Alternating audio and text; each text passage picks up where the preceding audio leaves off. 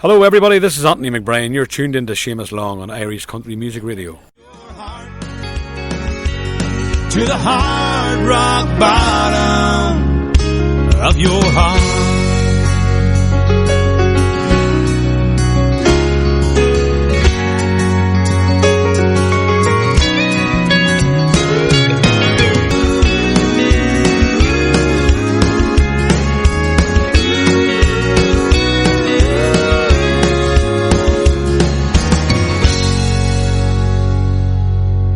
Anthony McBrien there, and that is Hard Rock Bottom of My Heart. Now, I'm not too sure whether he has a heart or not, but we'll check. Mr. Anthony McBrien, how are you going on? Are you well? Good evening, Seamus. How you doing? Not too bad at all, not too bad at all. I've some kind of a heart. There was one time she wasn't going too well, but it's going all right now. Yeah, like myself, you have the swinging brick. Eh? I'm told I have a swinging brick myself, so I'm not too sure. We'll do all right. We do. Well, what's the weather like where you're up around, well, I'm down around the sunny southeast here where it is miserable at the moment. A little bit of rain, well, it's rainy, drizzly sort of weather. What is it like where you are? It's damp enough here now, it's not very, you wouldn't go out in a pair of shorts, put it like that, No. But it's damp enough. And kind of weather you kind of expect for this time of the year too, Yeah, I suppose if we were getting it in the summer, we'd be giving out more, whereas we should take it around about this time of the year and put up with it. And yeah, we have to expect it. I don't mind the dark evenings. I think it's nice, yeah. looking out at it and in the comfort of your own home, so yeah. I don't really mind them. A lot of people don't like dark evenings, but no, I don't mind. Ever, as long as you're alive and well and above the clay, you know what I mean? So yes. That's the main thing. As someone said, as long as you're able to pick daisies rather than push them up. Exactly. Yeah, I'm just not ready for that yet. No, we'll move away from that kind of talk. Exactly. Anyway. Exactly. Now, Anthony McBrien, singer-songwriter. Tell me, how did you get started and all that? Like, I mean, was it from a young age, or was it later in life that you took it up, or?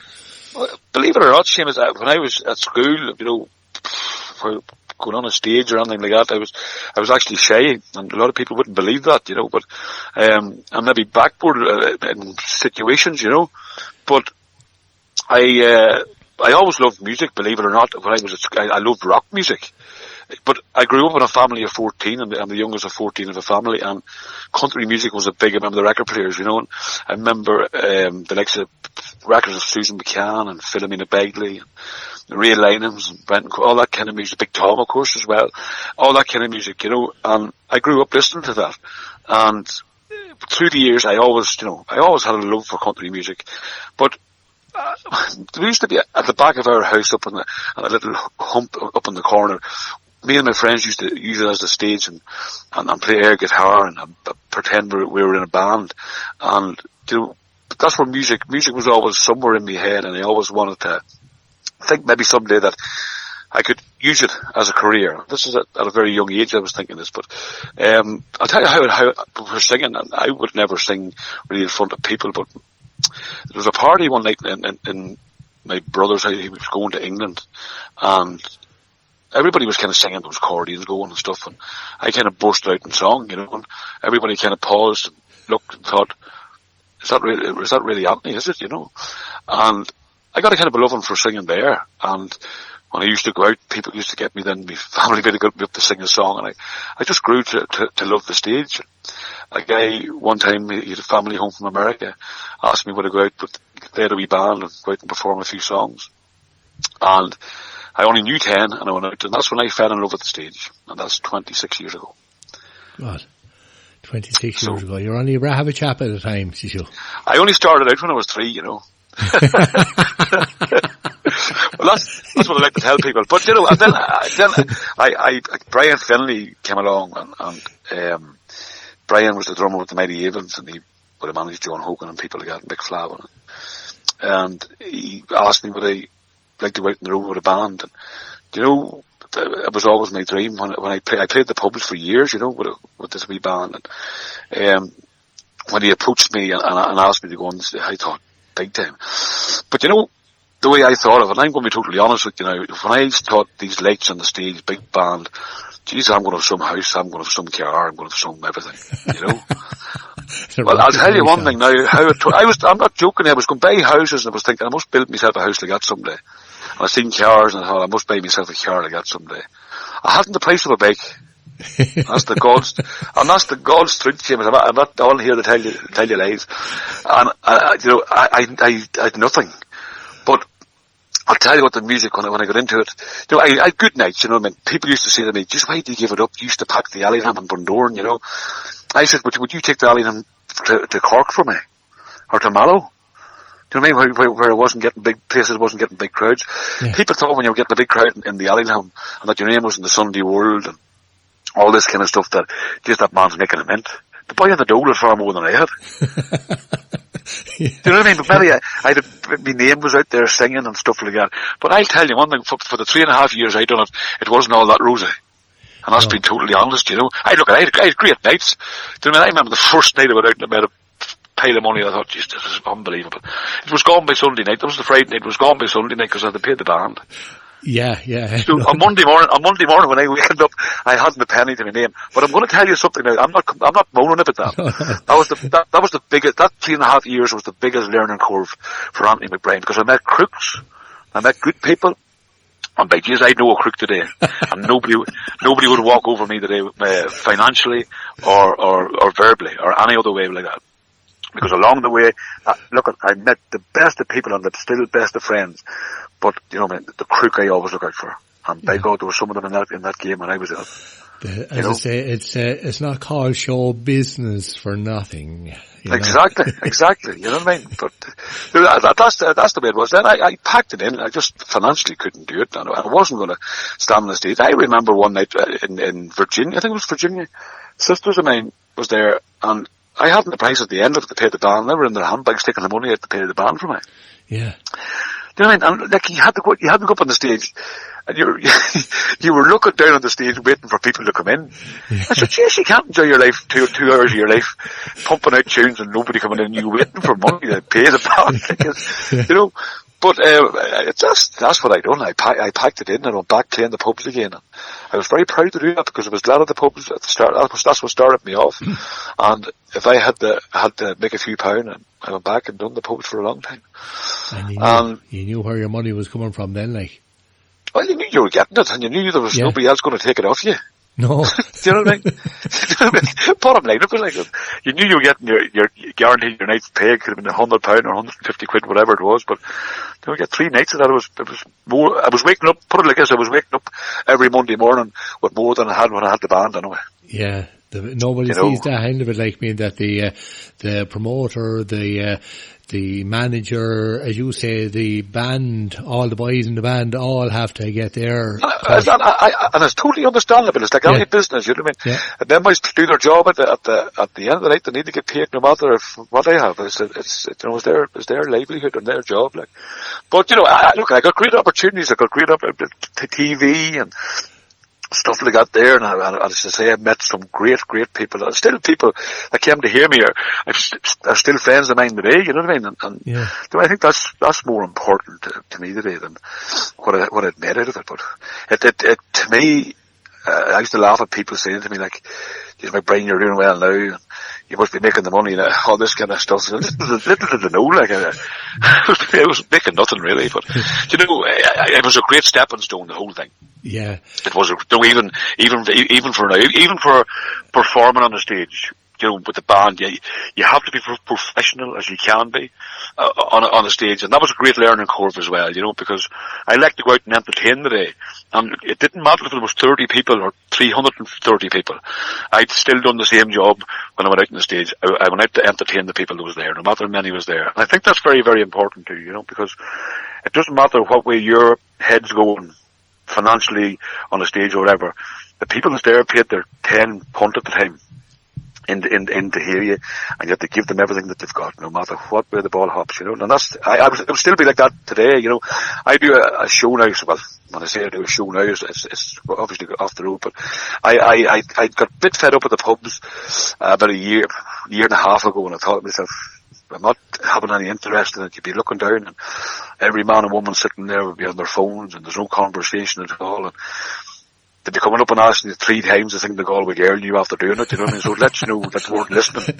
or wagon wheel. Do you know what I mean? So it was a case of that, like, I got a bit fed up with it. The enjoyment seemed to have gone out, the crack it seemed to be going out of it, you know, but I got a job then with a show, called The Legends of American Country. Yeah. And it was just a dream job, you know, and myself and Joe Moore and Tracy McCauley, from County Down, and the full Celtic Storm band, full band, and we toured like maybe 3 weeks at a time over in Scotland, England, Wales.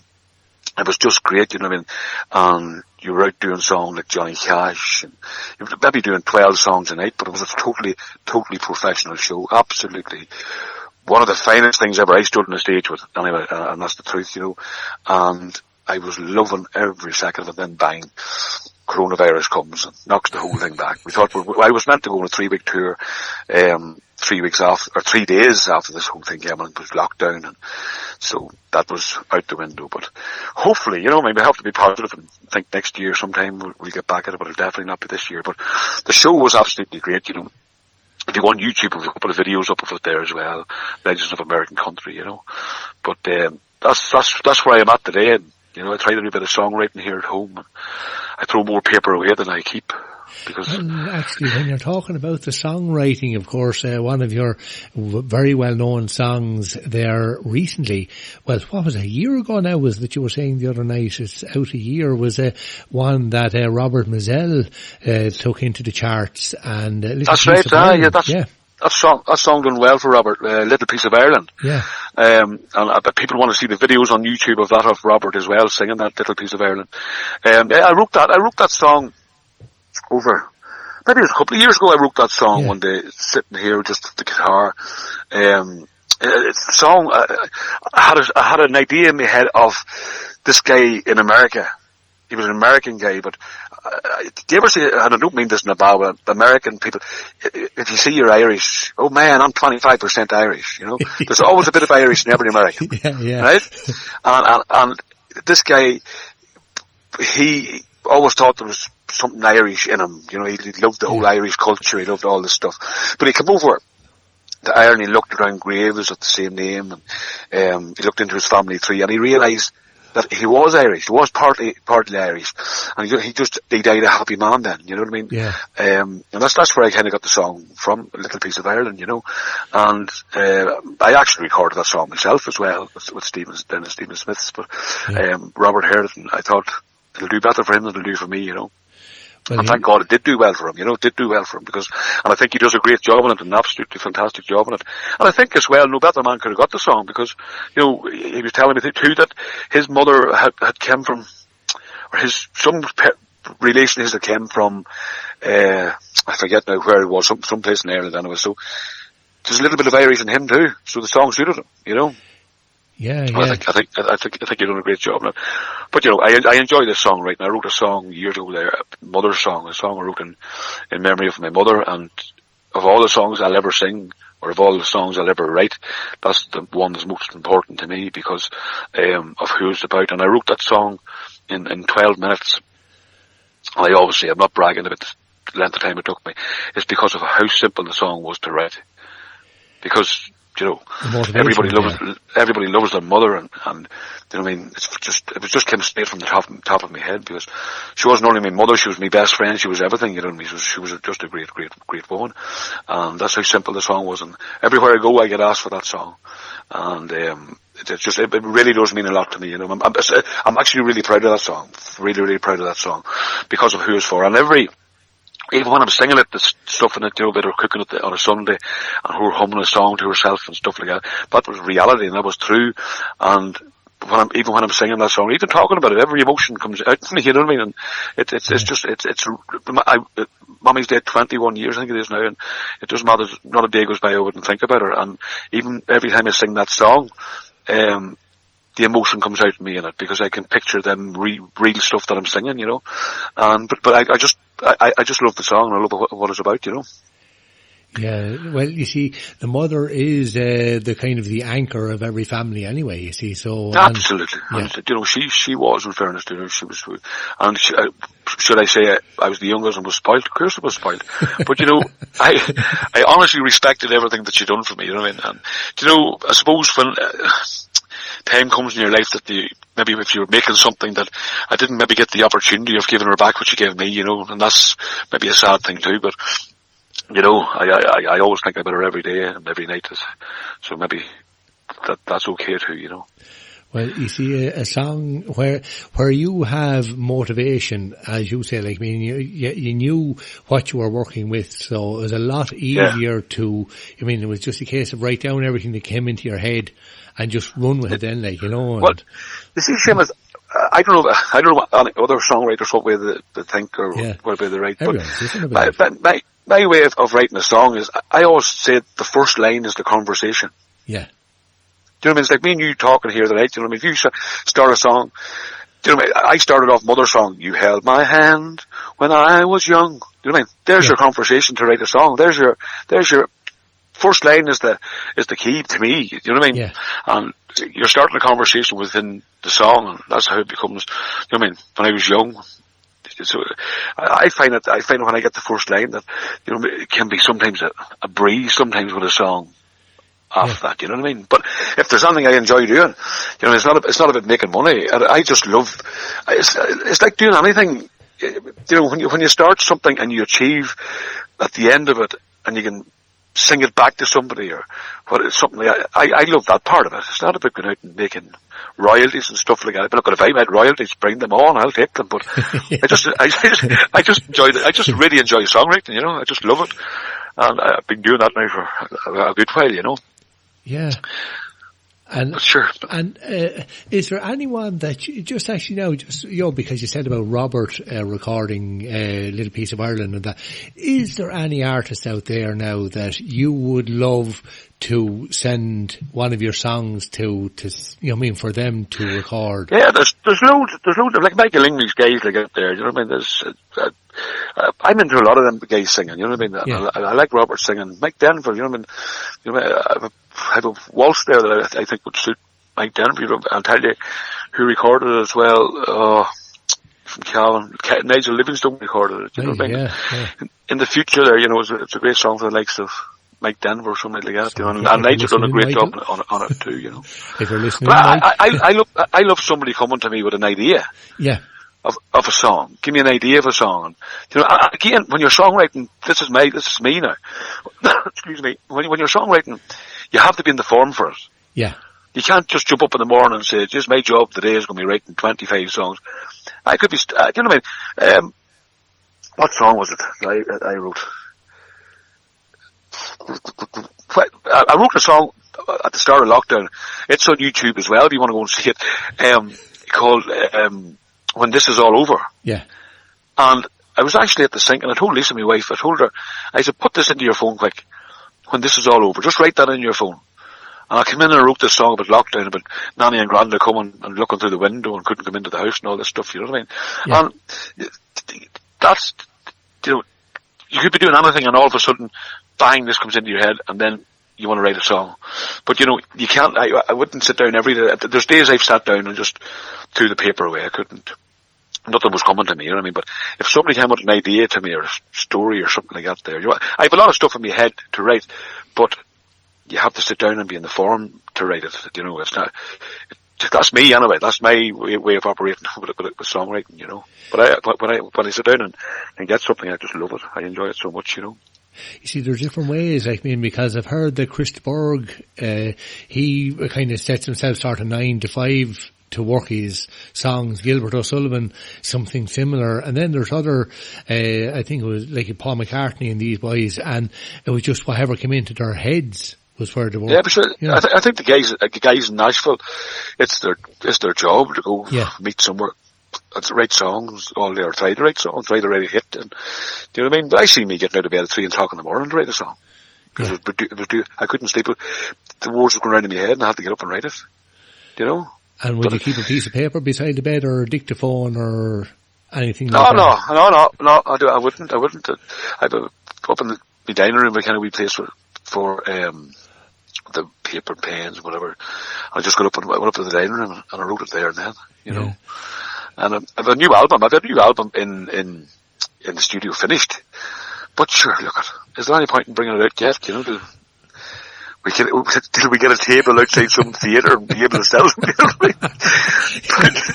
You know, but I have a song on it there I wrote with my wee boys, you know, Little Boy and Me, and I'm thinking maybe bringing it out as a single, you know, because I like that song as well. I wrote it one day. I wrote it a couple of years ago, you know, but I've recorded that on the new album as well. So I'm thinking about bringing it out as a single. I might bring it out as a single. You should do, because I'm sure there's the listener now here would love to be able to hear. I mean, be able to listen to it, like, I mean, and bring a bit of upbeat to the whole scenario that's out there at the moment. Absolutely, yeah. Yeah, so it's an awful time for everything but you know, the music business is going to be the last thing to ever come back. Yeah. You know, sadly. And, you know, people don't understand too that, you know, when you're used to being on a stage, it's like anybody's job, you know, but when you're used to going out on the stage and entertaining people, and say the guys that's out doing the dances and drummers there and guitar players and piano players, it's just gone overnight. From what you're doing, seeing people all happy and loving your job, everything's gone. Yeah. It's the scariest. It's brutal. And people, you know, people have to look out for people with their mental health as well. People, maybe guys in bands, maybe that live on their own. Yeah. Do you know what I mean? And they've got nothing. That music was their social life. Outing. Yeah. Socialising, that's right. You know, that was their. They loved it, and then they're home alone and nothing, no music, you know, no music at all. And we have to hand it to the people that's going live on Facebook and stuff like that in their homes and singing songs. I don't do that because I don't have the equipment, I don't have the stuff to do it, I don't have the intelligence to be able to do it. But you have to hand it to them people, because, you know, I always think of the elderly people on their own, who might have, you know, they might have iPads there, and it's great company for them, you know, and you have to hand it to the entertainers that do that. Yeah. And bring a bit of music into people's houses and stuff, you know. Yeah. Because there's a whole lot of stuff around this whole corona thing and the whole lockdown thing and the whole whatever. There's a whole lot of, you know, like mental health and, you know, people living on young people living on their own, and old elderly people living on their own. It's an awful, you know, even at the start, like kids, Nanny and Granda was coming to the house here and looking through the window, and we never thought something like this would happen, you know. Yeah. But the only way to look at it is think positive, you know. It might be a while before it's all over, but you have to think positive. If you didn't, you'd crack up on it, you know. Oh, you would, yeah. Actually, we had Daniel on last week, and he was talking about doing the Facebook Live, and he was a kind of like yourself. He wasn't too good at it. He had to get Magella in, so that's right. I seen the marathon.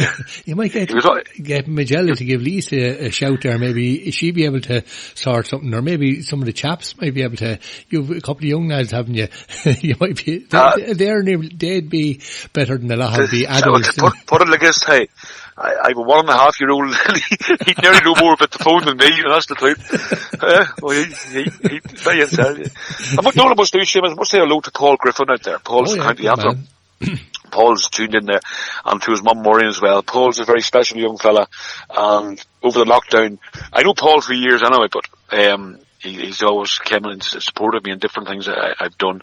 But he's a great young man, and his mother's a wee lady as well. But on the lockdown, you know, I felt for the likes of Paul, I used to I always FaceTime maybe once a week, you know, have a little chat with him. Yeah. He always loved that, you know. So hello to Paul and Maureen as well. Yeah. Just tuned in. No doubt, Paul, I'll give you a ring during the week anyway.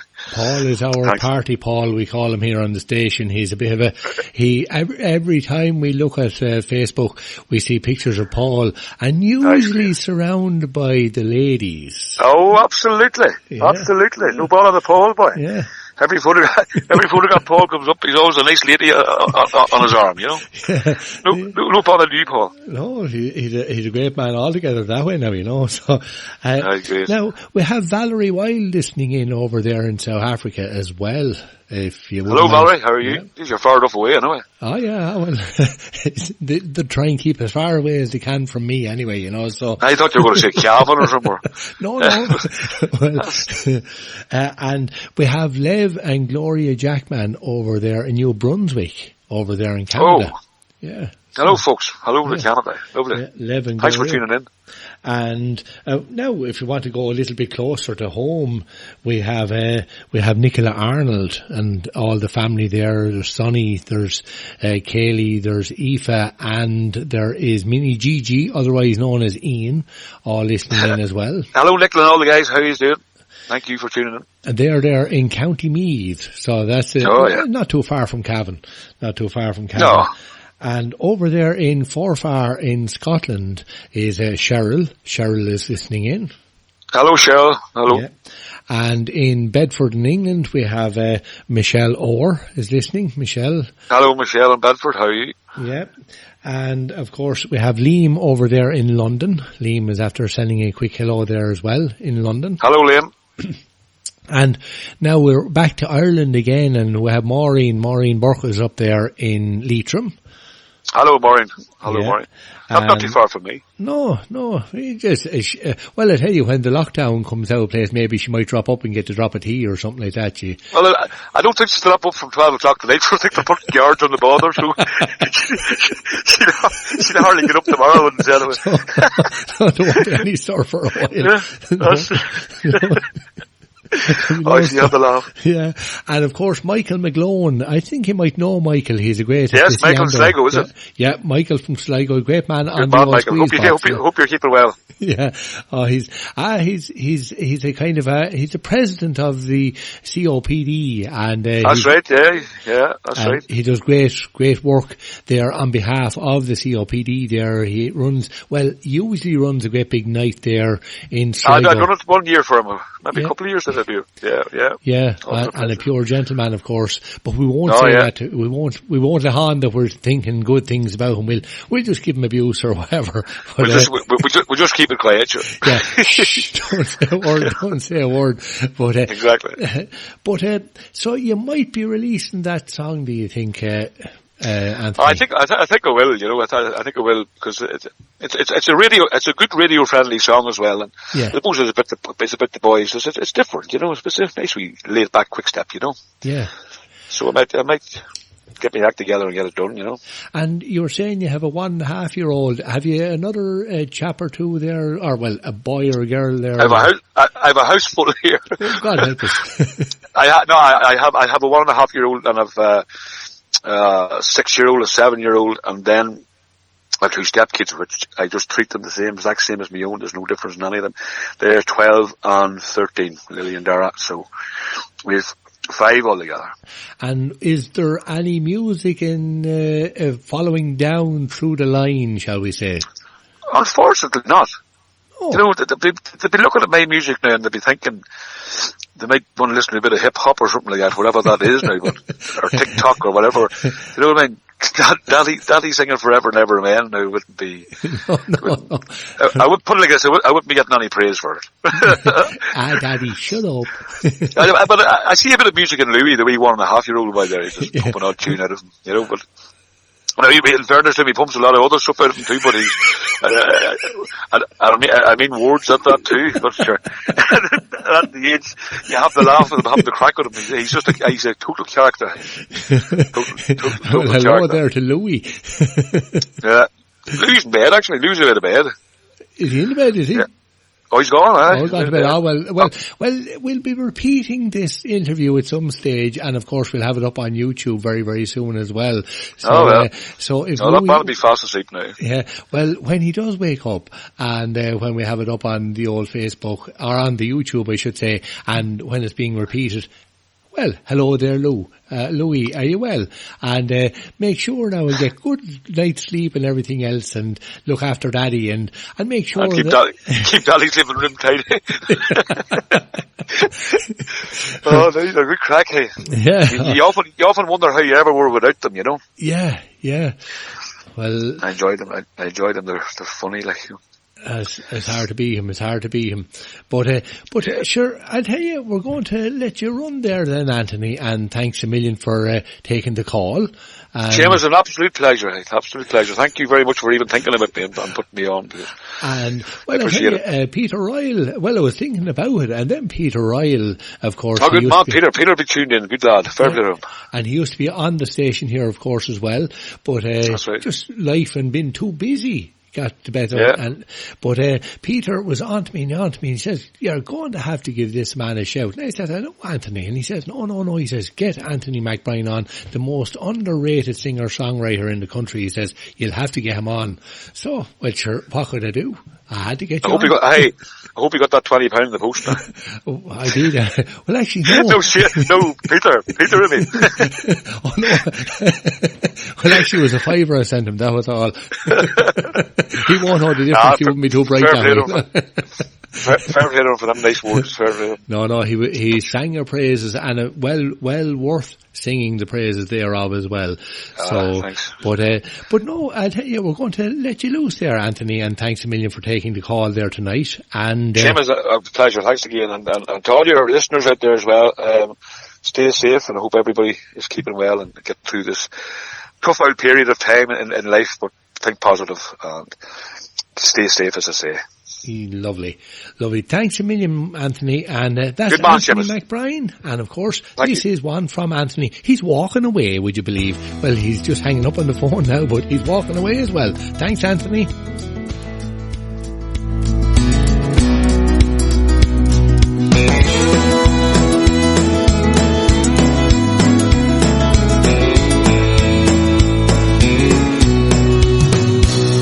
We never spoke a word, but every thought she had I heard from across the room.